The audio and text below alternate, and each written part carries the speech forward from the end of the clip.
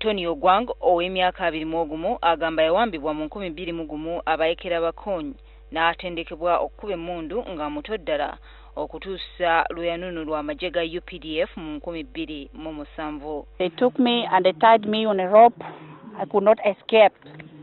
I tried all my level best to at least get out of the caravan, but I failed because I was only 15 years. I was very young. Now from there, I went on in the under the shield of this lieutenant, which was called Lieutenant John Odiambo, and they started training us for 3 months.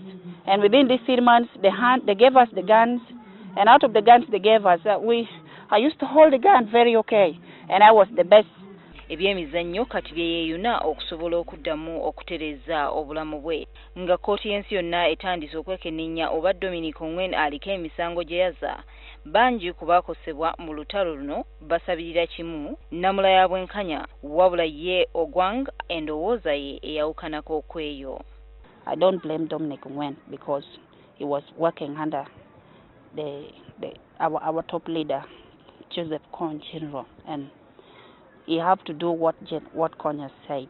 All this, we always call Kony Lord because that was the only way, the only order we were told to call him. Morris Otidi akwanaganya emirimu mu Destiny Sports Academy agamba abantu nga Ogwang abaawonawo mu lutalo lwa Kony beetaaga okubudaabuda balyoke babe ekyokulabirako ekyokutabagana n'eddembe gye babeera.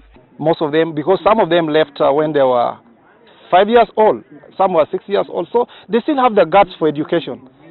Some of them still have the guts to do some other unknown skills.